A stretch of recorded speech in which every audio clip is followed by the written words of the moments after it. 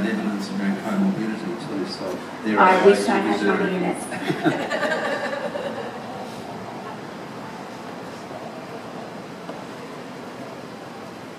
Working on the premise that we behave out of what we believe, then are you able then, with this new science, to change people's belief systems? Look at me. God, I hope so. We've seen so much change in the last 30 years, or 40 years, actually 40 years since I've been alive. Almost. And I've seen, particularly in the last 10 years, we've been seeing such a big shift in people's consciousness in a sense where we have a much more sharing economy, and a lot of the companies now are based around a sharing economy. I think there was a time where belief systems were used to keep people in check, where I think people are moving towards a way that we are automatically keeping ourselves in check. Like, there is ways to incept images and things into people's minds while they play interactive experiences. I would like to think that just by going into my experiences, they take away some of my psychology with them, but we're not purposely going, okay, you have to change like this. But I think when people do an experience made by me, they take away some of my beliefs, so I'm basically just seeding them with my ideas. I guess if that makes sense.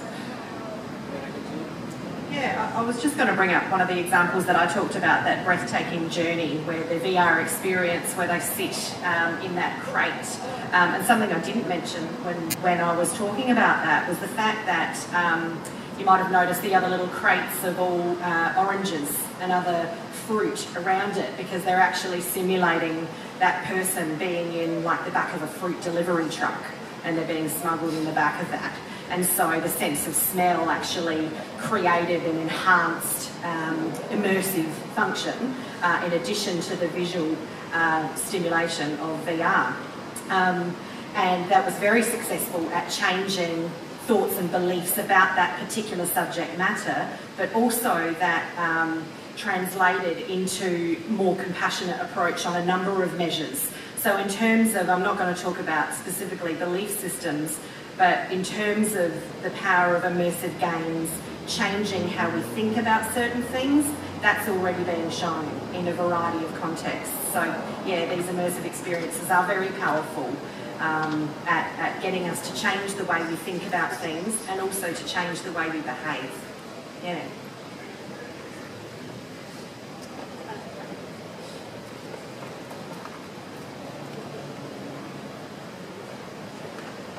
Thank you very much for your presentations. They're, I think, all provocative in the best kind of way.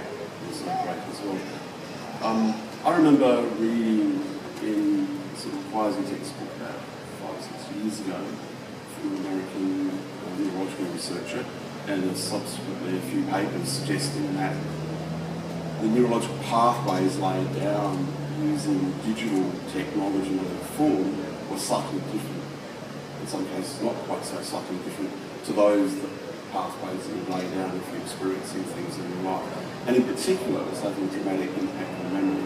I read that out on paper, and I can't remember, so maybe there's not much to do with that. But I'm just wondering whether that is actually held out to be true. And also, what does happen if that is true, if you have pathways laid down digitally, like using virtual reality, and then you try and link them somehow to pathways laid down in real life? Is there a mismatch there? Is that likely to throw us into some sort of black hole of utter confusion? So that's my first question. I'll have a second one if that's all right. Yeah, sure. I'll just say a couple of words. I'm not a neurologist or a neuropsych at all, but I do know that neurologically we have high levels of plasticity, neural plasticity. So that's our ability for those neural pathways that are laid down to actually change or adapt to new experiences. So in terms of your concern of spiralling into a black hole of conflicting neural pathways, that's not going to happen. Definitely not. So let's all relax. What will happen is the more information that we get from our environment, the more rich those neural pathways will become. So they won't necessarily replace real life experiences when we have virtual experiences. They'll just enhance our experiences, the depth of our experience essentially.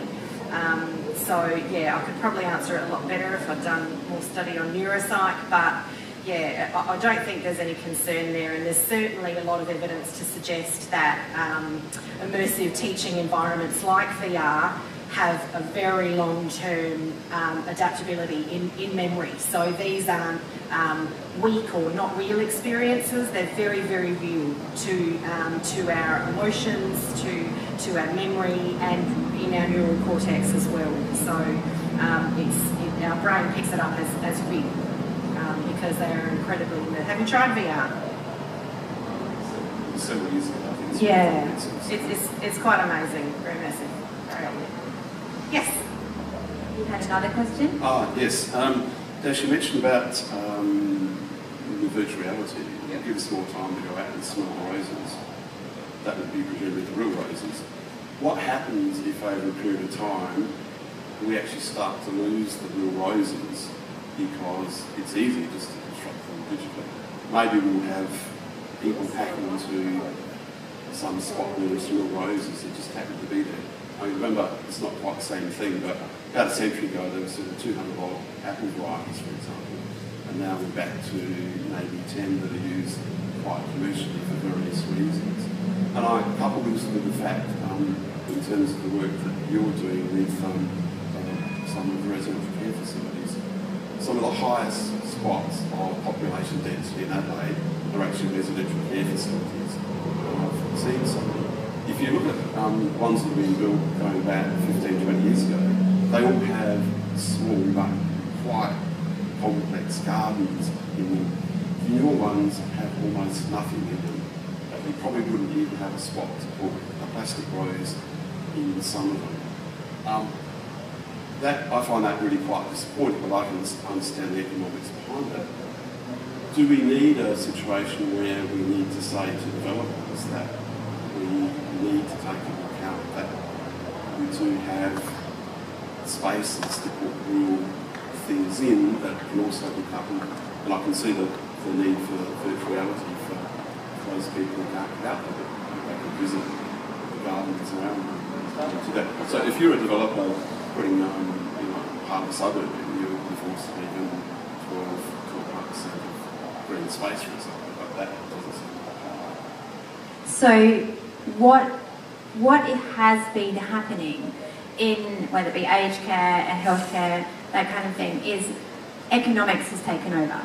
And so with that, and it continuously happens all the time still, that money talks, and so let's get more beds in, and if there's any nature around the building, then that's a bonus. It's just to make it look pretty, and that's how we sell our beds essentially. There is thankfully much more. There's a starting movement, and that's one of our prime roles actually, is to educate our potential clients and our potential collaborators, and we do this all the time, and that's why we do talks like this. Is that we're needing to go back out there and say to the architects, to the clients, to the boards, look at what deficits you are creating by not investing in actually having garden environments around your buildings. And why does, who says that every aged care facility has to be a 3-story, massive, institutionalised looking building? Because that's what a lot of the organisations are rolling out. And what's seeming to have been lost is that what is the mental health implication to the residents that live there and the staff that work there when they arrive and when they live in somewhere like that and they can't actually get outside and connect. And so that's where there is now the movement to re-educate. So it's the same as, the nature play movement. We're re-educating people about the benefits of connecting to nature and why it's so important, to then re-inform, and especially now you think about it, baby boomers, you're going to have so many of them needing potentially at some point support, whether it be residential or at home. They've got to sell to them. So now more and more, if we're out there educating, going, this is what you should have, this is why it's going to be good for your health, they're going to demand it, And it's starting to slowly see the changing face of residential care organisations so that they now are starting to invest more. We're not there yet, but the starting movement is happening.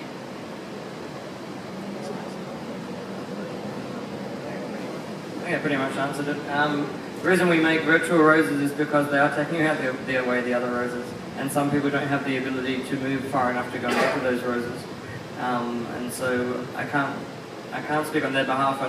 And it is almost always financial reasons why people do these things. We're just making things to try to counteract that. We can't stop what they're doing.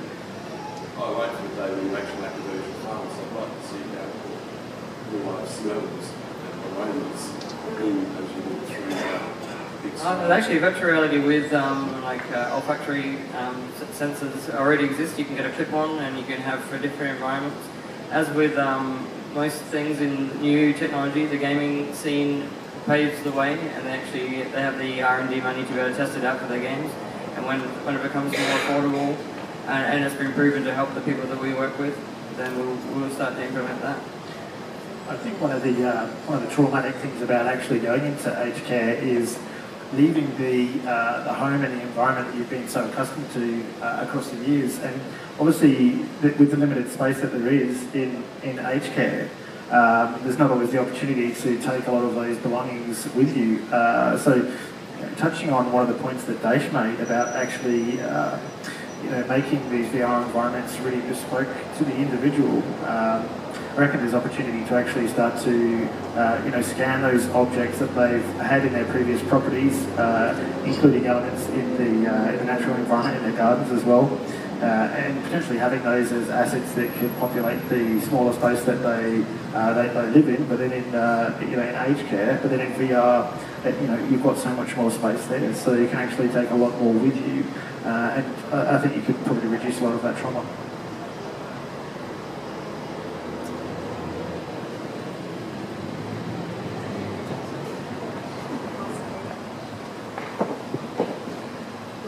If anyone wants to come and try some VR while we're having questions, you're also welcome to. Tony, over here. Hi, it's just a question for Jane. I was wondering if she could define what ludology is, please. Ludology, yes, sorry, I should have done that. So ludology is the study of games.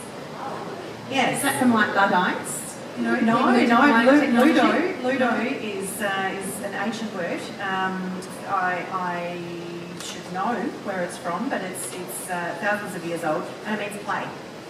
Ludo. It's interesting because Luddites is known to be, a fear of technology or distrust or, not liking technology. So it's interesting. It's almost the exact opposite of Luddite. Yeah, that's right. Yeah, so no, ludology is the study of games and the components of games. And I thought it was really interesting what Mark was saying about the virtual reality for people with dementia, perhaps bringing things back from home, almost having a virtual reality album that they could go to their happy place almost, with people perhaps, or holidays, and get immersed in that experience as a way of, managing stress and anxiety. And that's where we, Mark and I obviously design physical landscapes, but that's why we want to explore this more, because we can see the benefit, like Daesh was saying, your virtual world is so big, but quite often when you're in a healthcare setting, your physical world is so small, so how can we give you more? And how can those health organisations give that person more when, even though we might educate, even though they might, you talk about the economics, there may just be not the possibility to give that space. Have you done some projects with people with dementia who may have altered sensory perception and what kind of experiences they have? Because they're not, their cognition isn't intact, they are confused, they have altered mind-body experiences, they have altered perception of senses. So I'm just wondering what kind of experiences would they have? Would they be distressing, confusing, amazingly pleasurable? What do you think? Have you tried anything? We haven't yet, because this is why we want to explore this. It's a real pilot area that we would love to collaborate with organisations on. But it's the same as when we're designing a physical therapeutic landscape. We want to create things of interest that relate the people, everyone relates differently. So it might be that you have certain plants, or you have certain materials or sculptures or artwork or what have you, and you never quite know how that person with dementia may actually connect. So it's not, in a virtual world, can we not do it the same way? Is there not a way that you don't necessarily need to know exactly what that person may relate to, but there will be something that suddenly will spark and that person will come to life. And you want it to be a comforting and comfortable and safe place for that to happen.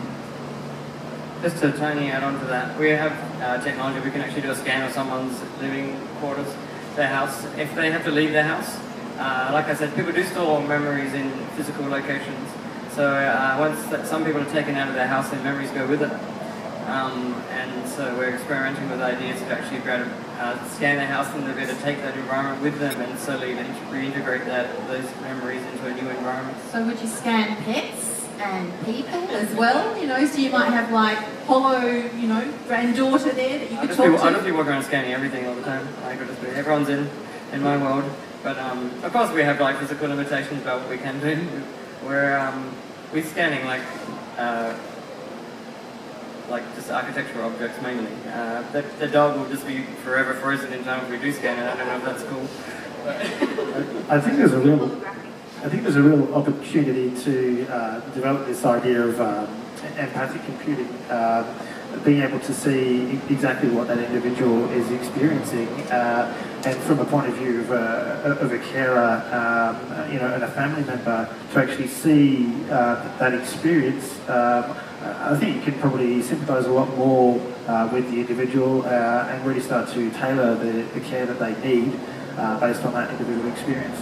Because, that's really valid, because someone with dementia often loses their intellect in all those cognitive processes, but their emotions are very intact and they have very strong feelings. So if you really, as a therapist, you connect with their feelings, you have an emotional connection. So something like this was really valid, like you're saying, to really lock into or to connect with their feelings,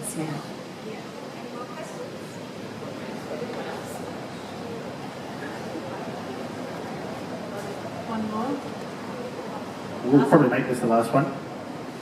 I'm not quite sure exactly how to formulate it, but something along the lines of, do you think, is there an ethical framework that needs to go alongside some of this development? Yes. Perhaps leading on from Mr. Hume's question about changing belief systems, and obviously you've talked pretty much solely about positive outcomes and impacts on humans can go either way, and I guess it's a matter of who gets access to the technology and how it's used. Have you got any comments on that?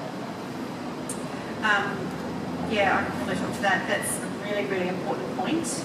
And I guess where technologies and game design protocols come into play in my specific field, so psychology and therapy and game design, in an academic sense, there is absolutely massive ethical hoops that we need to jump through.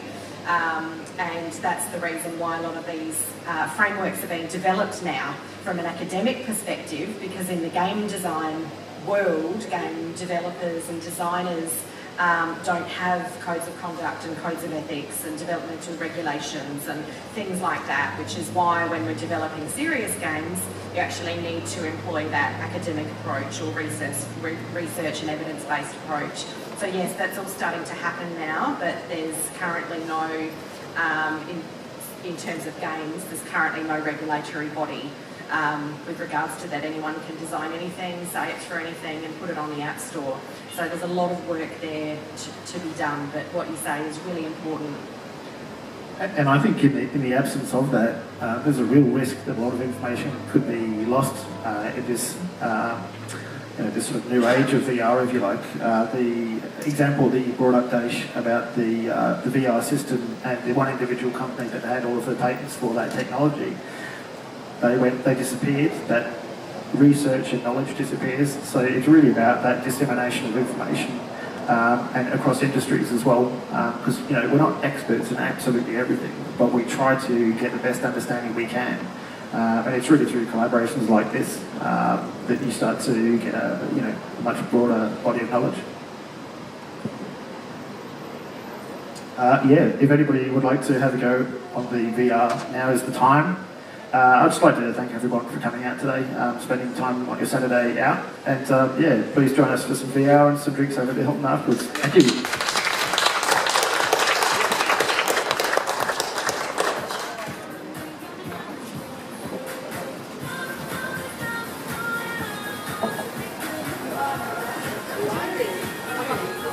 Hi.